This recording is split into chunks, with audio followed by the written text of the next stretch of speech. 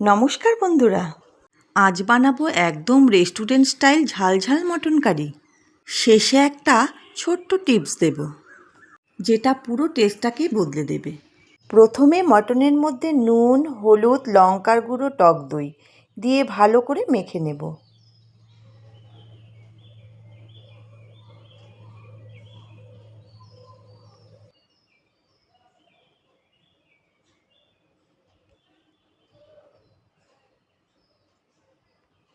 এবারে প্রেসার কুকারে 10 মিনিট সেদ্ধ করে নেব।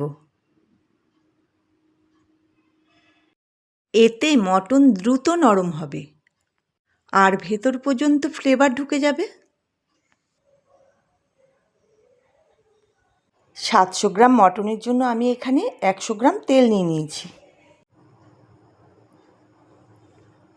এরপর আলুগুলো সামান্য একটু নুন আর হলুদ দিয়ে হালকা ভেজে তুলে নেব। এই ছোট্ট স্টেপটাই কিন্তু আলুর টেস্টকে কয়েক গুণ বাড়িয়ে দেয়।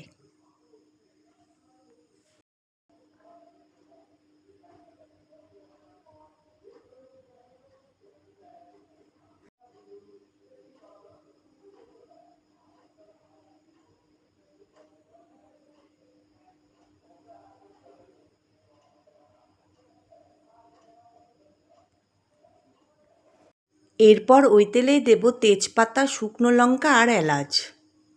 ফোড়ন থেকে গন্ধ উঠলেই দিয়ে দেব প্রায় 300 গ্রামের মতন পেঁয়াজ কুচি। ধীরে ধীরে ব্রাউন কালার আসা পর্যন্ত ভেজে নেব। এখান থেকে আসবে কিন্তু সেই রেস্টুরেন্ট স্টাইল রং।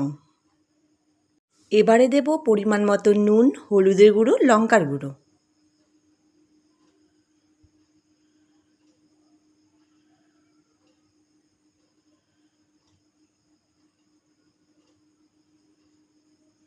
এরপর ভালো করে মিশিয়ে নেব।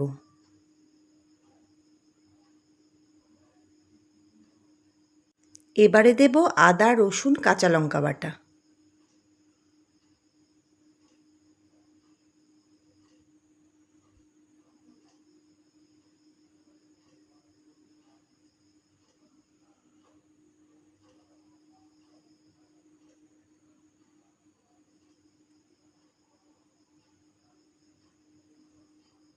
আর দেব 1 চা চামচ ধনে গুঁড়ো, হাফ চা চামচ জিরে গুঁড়ো।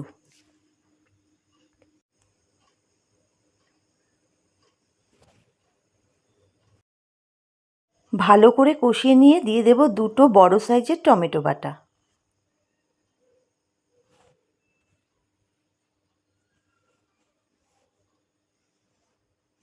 টমেটো গলে তেল ছাড়তে শুরু করলে বুঝবেন মশলা একদম পারফেক্ট হয়েছে।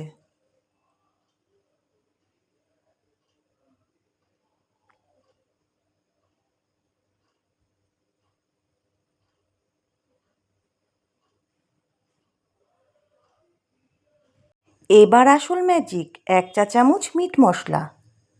এটা দেওয়ার পর পুরো রান্নার গন্ধটাই বদলে যাবে। এবারে ভেজে রাখা আলুগুলো দিয়ে দেব।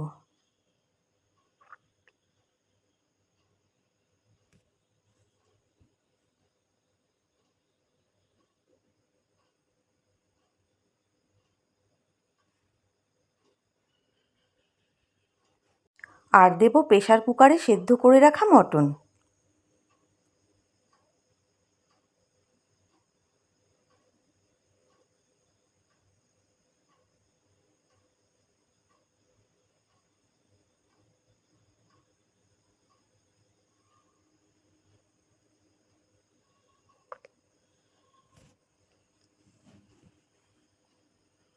সব কিছু ভালো করে নেড়ে ঢেকে ঢেকে কষাতে থাকবো।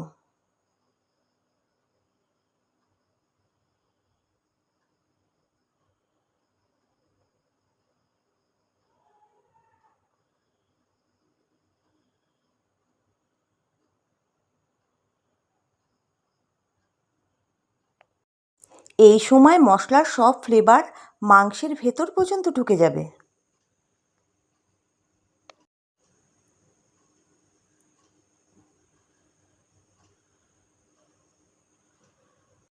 এবারে পরিমাণ মতন গরম জল দিয়ে আবারও একটু ঢেকে দেব।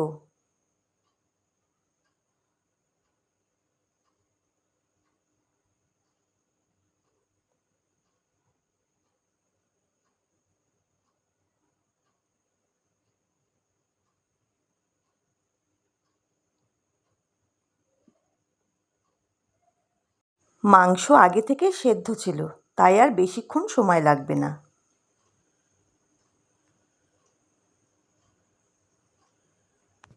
কয়েক মিনিট ফুটলেই তৈরি একদম গরম গরম ঝাল ঝাল মটন কারি। ভাতের সাথে একবার খেলেই বারবার বানাতে ইচ্ছে করবে।